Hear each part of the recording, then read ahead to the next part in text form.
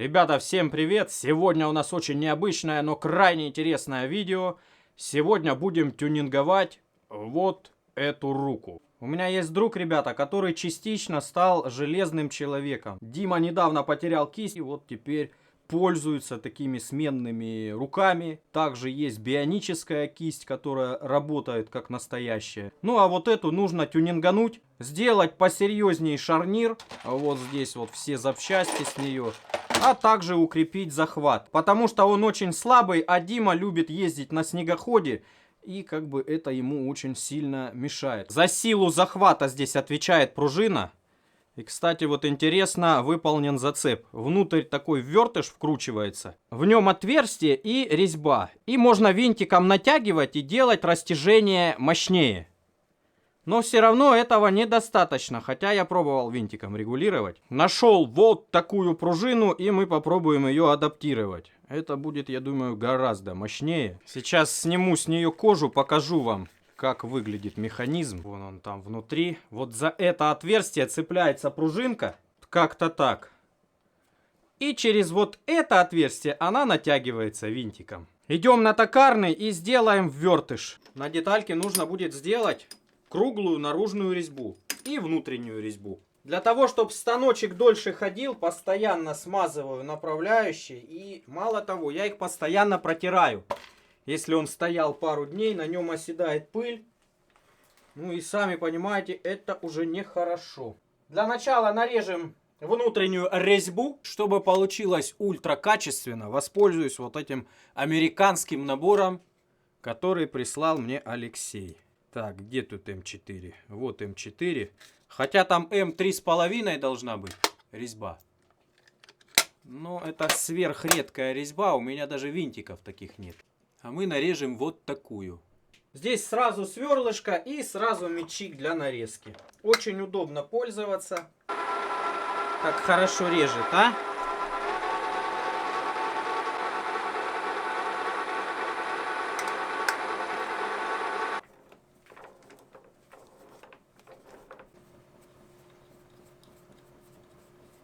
Теперь буду делать то, что никогда не делал. А именно круглую резьбу, которая будет вворачиваться внутрь пружины.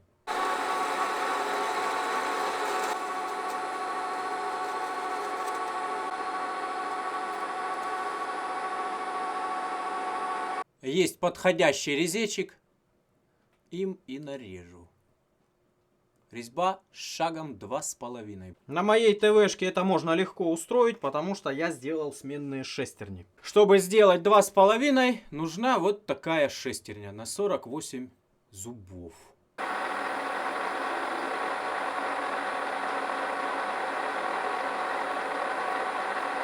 Благодаря этой шестерне резьба 1,25 превращается в резьбу 2,5, то есть в 2 раза больше.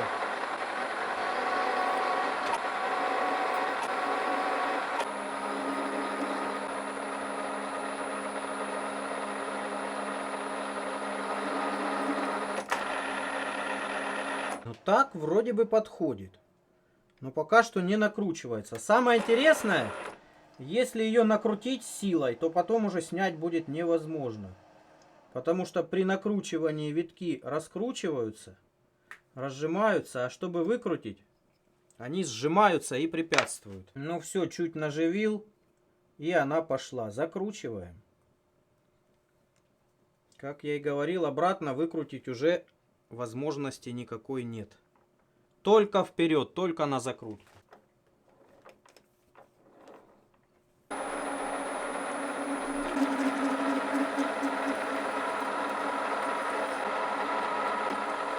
Торцанул немножечко, вот что получилось. Так как у нас лаборатория научная, мы проверим в цифрах. Это новая пружина. Вот на таком растяжении показывает 20 килограмм. Больше уже весы не позволят, 25 максимум. Теперь родную попробуем. Вот она. Получается вот 10 килограмм. 12. Ну прям если совсем ее растянуть, мне кажется на 20 ее можно просто растянуть в проволоку. Вот 10 килограмм, нормальный режим работы. Короче говоря, ребята, ровно в 2 раза мощнее будет. И плюс можно настраивать.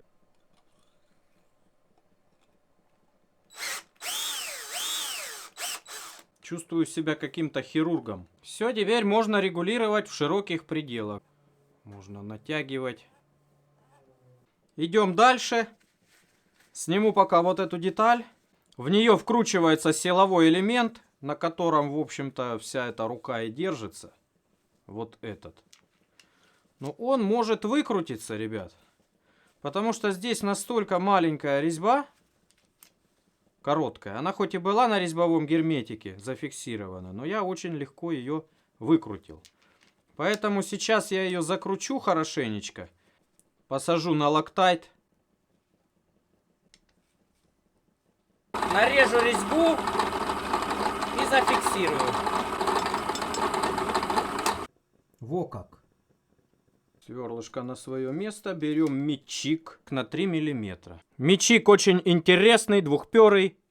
Посмотрим, как получится. Сначала идет алюминий, а потом нержавейка. Надеюсь, все получится. Где-то потерял маленькую нарезалку. Придется вот такой гигантской пользоваться.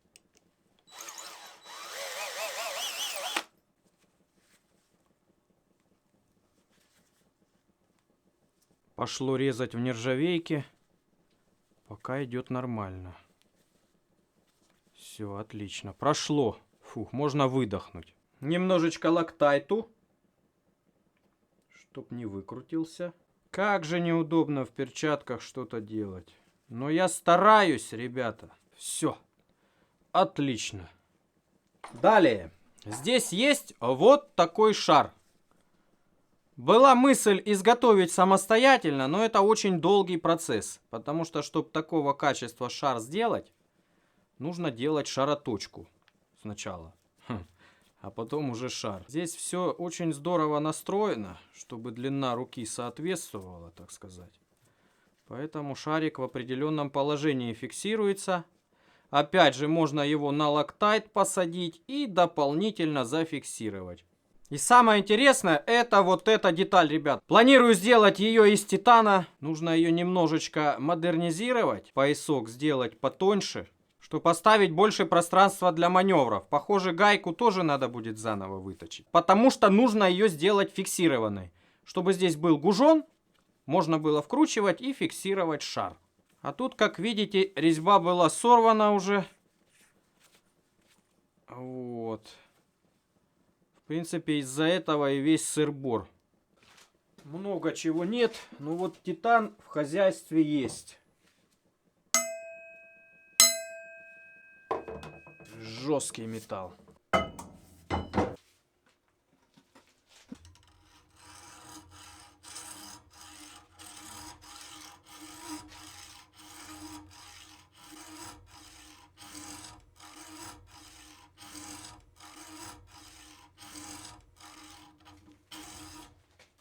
Не, так дело не пойдет.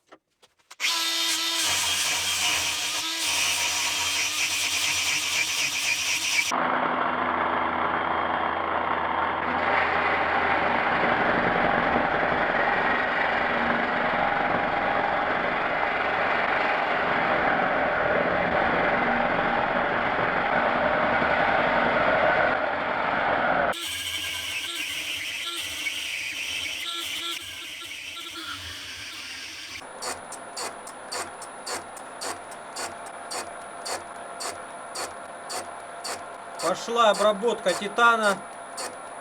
Ох, чувствую, непростой титан попался.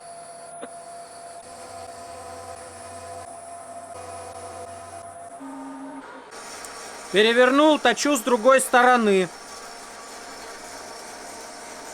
Стружечка волшебная бежит.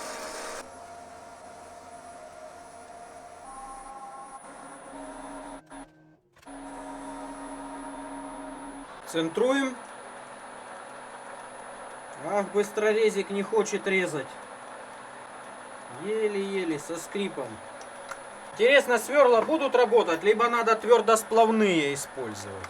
Твердосплавные на вес золота. Судьбу испытывать не будем, просверлим твердосплавным.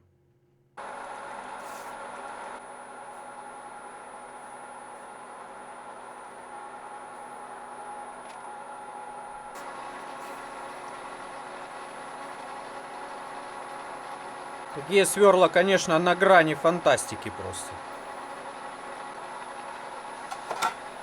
Есть отверстие. Для расширения можно взять что-то попроще. Например, сверлышко из R18. Это сталь с процентным содержанием вольфрама 18%. Оборотики поменьше и поехали. Нормально берет. С первого раза хорошо заточил. Сразу 2 ленточки идет. Пошел процесс.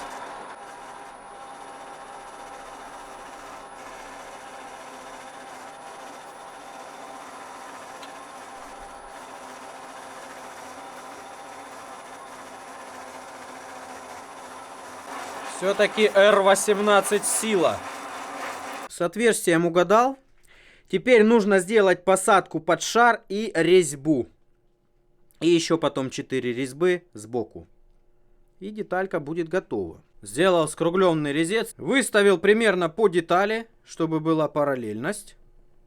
И вот так буду обрабатывать. Я вот уже здесь шаберную красочку подготовил. Будем пользоваться.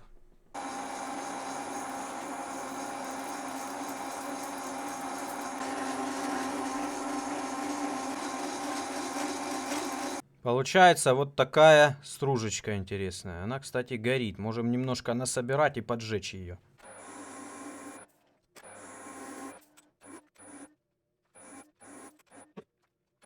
Фрезерую пазы на поворотном столе. Крайне медленно идет процесс. Фреза твердосплавная, оборотики маленькие. Работа по титану. Нужно сделать 4 паза, иначе не могу примерять шар. А там все до миллиметра должно быть точно. А так потихонечку, полигонечку идет процесс. Минут за 20 сделаю 4 паза. На инканеле натренировался тонкими фрезами фрезеровать. Теперь как-то попроще, поувереннее себя чувствую. Хотя это, конечно, до поры до времени, до первой поломки фрезы. Потом уверенность улетает. Пазы пропилены. Фреза вообще отлично сработала. Никак она что-то не хочет тупиться. Ни на титане, ни на инканеле, ни на алюминии, ни на чем не тупится.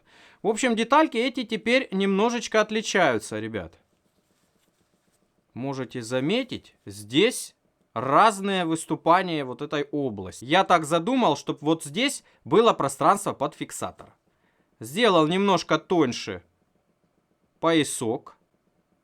И приподнял вот здесь чуть-чуть. Получается, шар немножко надо утопить теперь. А приподнял за счет того, что здесь была щель. И на эту щель можно приподнимать, получается. Резьба будет раньше накручиваться, ну а то пространство можно будет под фиксацию использовать. Потому что, когда оно самопроизвольно раскручивается, это не есть хорошо. Итак, опять в токарный. И шаберная краска нам в помощь. Намазываю шарик, делаю отпечатки. И там снимаю больше. Вот так, ребят. Процедура крайне долгая. Вот так выглядят отпечатки. Выставил резьбовой резечек. По вот такой штуке. Опять же и затачивал его тоже с помощью нее. Выставлял вот так, соблюдая параллельность на станке. Теперь можно делать резьбу по титану. Шаг 1,5 здесь. Для начала надо коснуться. Кстати, резечек очень качественно заточил, в смысле остроты, используя 1500-й круг алмазный. Так.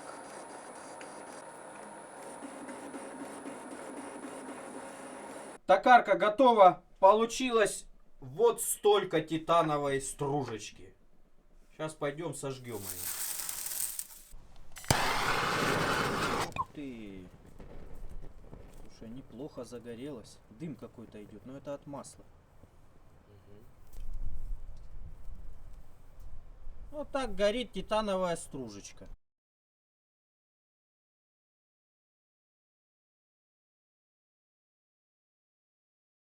Пришло время смонтировать эту деталь. 2 отверстия я уже просверлил и нарезал резьбу. Кстати, режется с огромным просто трудом.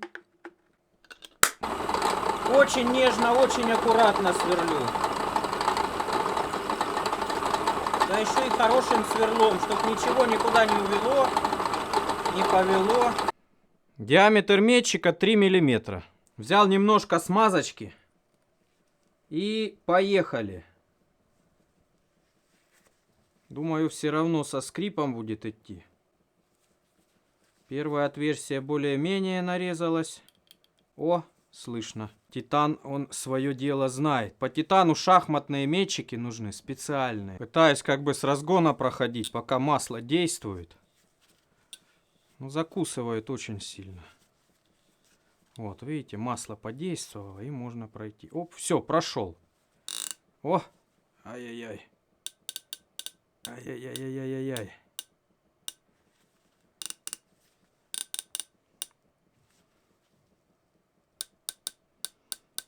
Очень тяжко, ребят. Вот это вот прям вообще, вы не представляете. Как не хочется сломать этот метчик. А он, видите, как себя ведет. О, все, прошло. Фух. Ну, еще одну резьбу осталось сделать. Это прям как блокбастер для меня. А каждая резьба все хуже и хуже нарезается. Видимо, подседает метчик. Ну и, естественно, сложнее всего четвертая идет. Метчик точно подсел. Первая хорошо прям нарезалась. Четвертая уже, ну все, совсем. С разгону с маслом можно затолкнуть туда. Но потом вот так со скрипом приходится выталкивать. Осталось сделать новую гайку. Она должна быть удлиненная и с фиксатором. Так что берем болваночку, люмишку, блинчик и поехали точить. Сначала сделаю внутрянку, ну а снаружи мы всегда успеем обработать.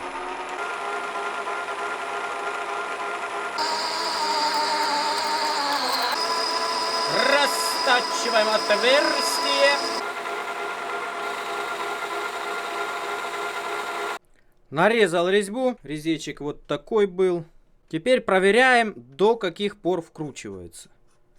Резьбу сделал не особо плотную, чтобы хорошо, легко закручивалось. Все, шар уперся, и здесь еще есть небольшое пространство, где-то в полмиллиметра. Ну, это всегда можно подрезать, если слишком слабо будет зажимать. Нарезаю канавки для более цепкого хвата. Вот такая получилась деталька. Будет использоваться вместо вот этой желтенькой. Она пошире, больше у нее резьбы.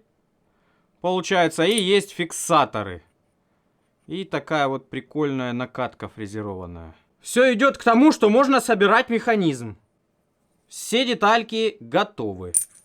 Ставится гайка. Внутри уже заложена пластмасска, которая по шару будет ходить. И нужно накручивать шар. Я в нем нарезал 2 резьбы. Также нарезал вот здесь 2 резьбы. И также посажу на локтайт. Я думаю, не помешает. Все отлично растекается. Винтики М4. Тоже вот туда в дупло. Получается затяжка с 2 сторон через металл. Я очень люблю делать, чтобы ничего никогда не разбалтывалось, не расшатывалось. В детстве были большие проблемы у меня с этим. Я все время что-то конструировал. Но из-за отсутствия станков, из-за отсутствия опыта, постоянно все болталось, все расшатывалось. Теперь у меня, так сказать, детская травма. Я всегда намертво все делаю и с запасом.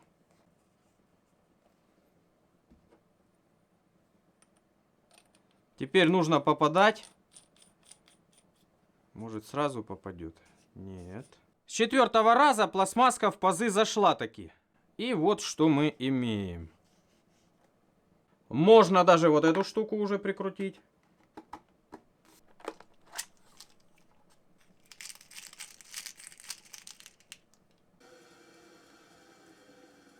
Все, опускаем кожу. Ну, вот и все готово. Вот этот зажим стал теперь мощнее, да и плюс можно его регулировать. Здесь вращается, тоже можно настраивать, ничего не болтается, не тарахтит. В общем-то, у меня на этом все, ребята. Кому было интересно, подписывайтесь на канал, поддержите лайком. Всех благодарю за внимание и всем пока.